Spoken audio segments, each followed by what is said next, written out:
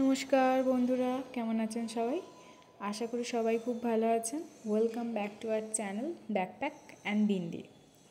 আজকে আমরা বেরিয়ে পড়েছি আন্ধারবন জঙ্গল ট্রেকে। তো এখন যে রাস্তাটা দেখছেন, এই রাস্তাটা ট্রেকিংয়ের খুব কাছাকাছি আমরা এসে পড়েছি। বর্ষাকাল মানেই ট্রেকিংয়ের জন্য খুব একটা ভালো সময়। এখানে সারা পুনে জুড়ে মানুষ বর্ষাকালেতেই ট্রেকিং করতে বেরোয়, কারণ পুনে শহর বর্ষাকালে সবুজ হয়ে ওঠে, চারিদিকে গিয়ে সবুজ আর ঘন কুয়াশা। আর সেই কুয়াশার মাঝে যদি মেঘে ঢাকা পাহাড় দেখতে পাওয়া যায়, তাহলে তো কোনো কথাই নেই।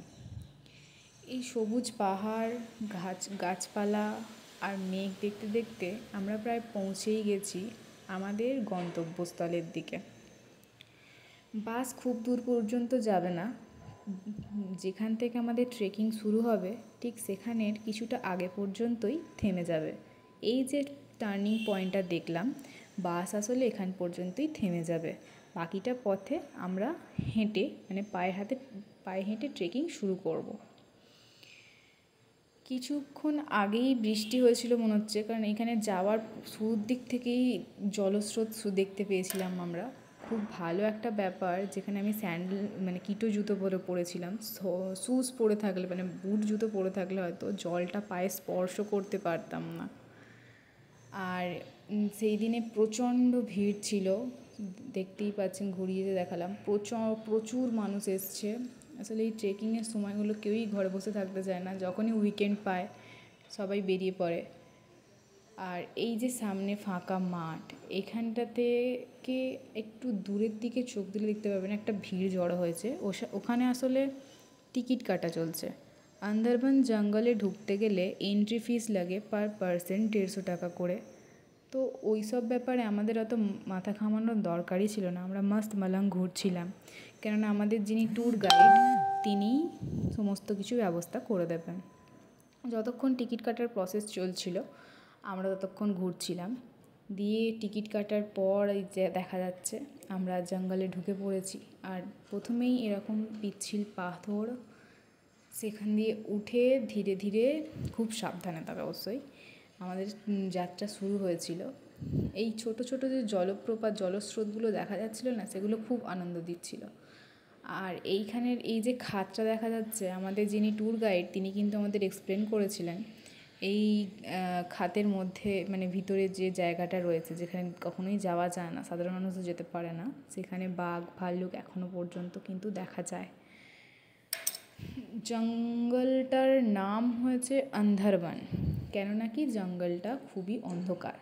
এখানে যেমন দেখা যাচ্ছে ভিতরটা একদম যেন মনে হচ্ছে সন্ধেবেলা, কিন্তু আদৌ সেটা না, তখন হয়তো বেলা 11টা। তো এখানে সূর্যের আলো ঠিকমতো পৌঁছায় না, কেননা কি এত ঘন জঙ্গল। এই জঙ্গলের মধ্যে দিয়ে আমাদেরকে এগিয়ে যেতে হবে, তারপরে আমরা পাহাড়ের সেই চূড়াটা পাবো।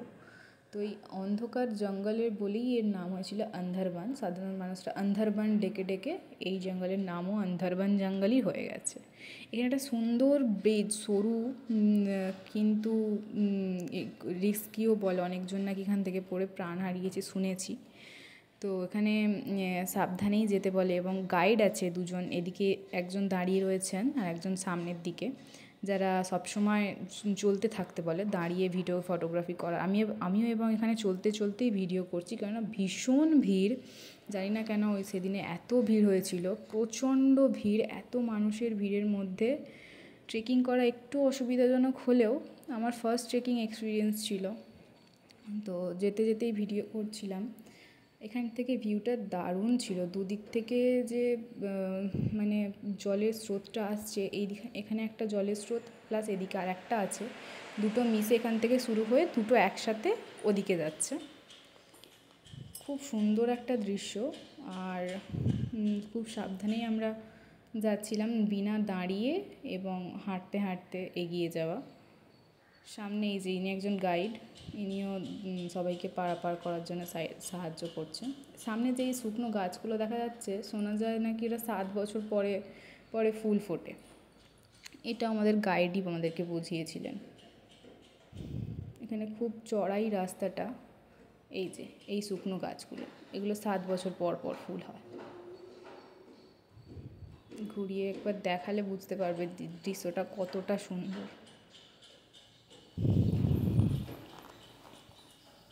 এই যে এই নিচের খাতের কথা বলছিলাম, চারদিক পাহাড়ের এইভাবে ঘুরে ঘুরে আমরা যাচ্ছি, আর মাঝখানে ওই যে খাতটা আছে ওখানেই হচ্ছে গিয়ে বন্য জন্তুর, তারপরে হচ্ছে বন্য বিড়াল, এই সমস্তের উৎপাত রয়েছে এখনও। তারা উপরে সচরাচর আসে না, কারণ মানুষের এত ভিড়ে কোন জন্তু জানোয়ারই বা উপরের দিকে আসার সাহস পায়, তাই না? সমস্ত দৃশ্য উপভোগ করতে থাকলেও হাঁটা কিন্তু থামানো যাবে না, হাঁটতে থাকতে হবে, কারণ এখনও অনেকটা পথ বাকি ছিল। এখানে সামনের দিক থেকে জলস্রোত ক্রমশ নিচের দিকে নামছে, কারণ আমরা পাহাড়ের উপরের দিকে উঠছি। আর এখানে কিছুটা দূর যাওয়ার পরে দেখব জলের গভীরতা আরও বাড়ছে। এখানে আমাদের গাইডস আমাদের পারমিশন দিয়েছিল একটু জলে হুল্লোড় করে নেওয়ার জন্য। তারপরেই 1 ঘন্টা হাঁটার পর আমরা যে আমাদের আসল ভিউ পয়েন্ট সেখানে পৌঁছেছিলাম, কিন্তু এত ভিড়। আবার এখানে দেখতে পাচ্ছেন প্রচুর লোক এসে পৌঁছেছে এবং আসার পর তারা একটু রেস্ট নিচ্ছে। যাই হোক, ভিড় কাটিয়ে একটু ফাঁকা জায়গা করে নিয়ে কোনো রকম যে প্রাকৃতিক সৌন্দর্য তার এবার একটু আস্বাদ গ্রহণের পালা ছিল। এখানে এত সুন্দর হাওয়া আর পরিবেশের মাঝে বেশ ভালো লাগছিল। শুধু সমস্যা দুটো জিনিসের অভাব ভীষণ অনুভব হচ্ছিল, এক হচ্ছে বৃষ্টি আর একটা হচ্ছে এত ভিড়। একটু ভিড় কম হলে ভালো হতো, আর একটু বৃষ্টি হলে পুরো ট্রেকিংয়ে তো মজা এসে যেত। মজা যে আসেনি বলবো না, আমার প্রথম অভিজ্ঞতা ট্রেকিং করার, বেশ ভালো ছিল। তো এই দুটো সমস্যা ছাড়া বাকি সব সুন্দর, খুবই সুন্দর, খুব ভালো লেগেছে আমার। আর এই ট্রেকিং করে আমি আরেকটা জিনিস বুঝলাম যে আমি এরপরেও হয়তো এর থেকে হার্ড যে শক্ত কোনো ট্রেকিংও করতে পারবো, আর ইচ্ছাও আছে করার। আর যদি করি অবশ্যই ভিডিও আপলোড করবো এবং করার চেষ্টা করব। এখান থেকে যে জলস্রোতগুলো সরু সরু দেখা যাচ্ছে, এই জলস্রোতগুলো হাওয়াতে কিছুটা দূরে চলে যাচ্ছে, মানে এতই হাওয়া দিচ্ছে ওখানে, হাওয়ার স্রোতে হচ্ছে গিয়ে জলগুলো সরে যাচ্ছে। দারুণ সুন্দর ছিল, ক্যামেরায় অত সুন্দর হয়তো বোঝা যাচ্ছে না, কিন্তু যতক্ষণ না নিজের চোখে নিজের দাঁড়িয়ে থেকে ফিল করা যায় না, প্রকৃতির সৌন্দর্য ঠিক অনুভব করা যায় না। এত সবুজের মাঝে প্রকৃতির এত সুন্দর চেহারা নিজে দাঁড়িয়ে নিজের নিঃশ্বাস না নিয়ে ঠিক যেন উপলব্ধি করা সম্ভব হয় না। খুবই সুন্দর চারিদিকটা। সমস্ত কিছু উপভোগ করার পর এবার ফেরার পালা।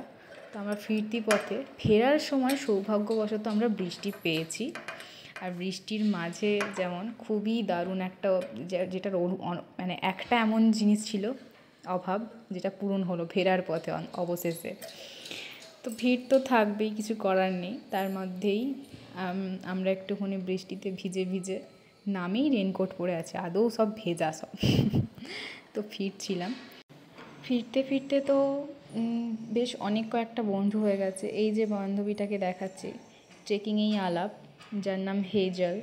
এ তো ভীষণ ট্রেকিং করে, অনেক জায়গায় ট্রেকিং করেছে, সেই সমস্ত গল্পই বলছিল।